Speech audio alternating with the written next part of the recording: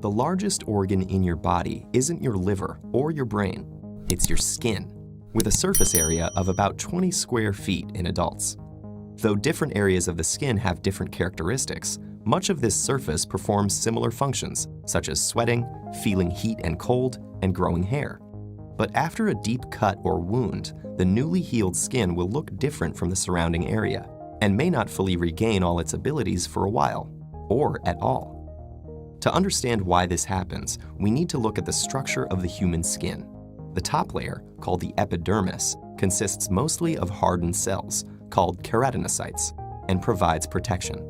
Since its outer layer is constantly being shed and renewed, it's pretty easy to repair. But sometimes a wound penetrates into the dermis, which contains blood vessels and the various glands and nerve endings that enable the skin's many functions. And when that happens, it triggers the 4 overlapping stages of the regenerative process. The first stage, hemostasis, is the skin's response to 2 immediate threats: that you're now losing blood and that the physical barrier of the epidermis has been compromised. As the blood vessels tighten to minimize the bleeding in a process known as vasoconstriction, both threats are averted by forming a blood clot. A special protein known as fibrin forms crosslinks on the top of the skin, preventing blood from flowing out and bacteria or pathogens from getting in. After about 3 hours of this, the skin begins to turn red, signaling the next stage, inflammation. With bleeding under control and the barrier secured, the body sends special cells to fight any pathogens that may have gotten through. Among the most important of these are white blood cells, known as macrophages, which devour bacteria and damaged tissue through a process known as phagocytosis, in addition to producing growth factors to spur healing. And because these tiny soldiers need to travel through the blood to get to the wound site, the previously constricted blood vessels now expand in a process called vasodilation.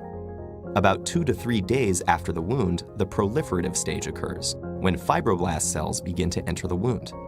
In the process of collagen deposition, they produce a fibrous protein called collagen in the wound site, forming connective skin tissue to replace the fibrin from before. As epidermal cells divide to reform the outer layer of skin, the dermis contracts to close the wound. Finally, in the 4th stage of remodeling, the wound matures as the newly deposited collagen is rearranged and converted into specific types. Through this process, which can take over a year, the tensile strength of the new skin is improved, and blood vessels and other connections are strengthened. With time, the new tissue can reach from 50 to 80% of some of its original healthy function, depending on the severity of the initial wound and on the function itself.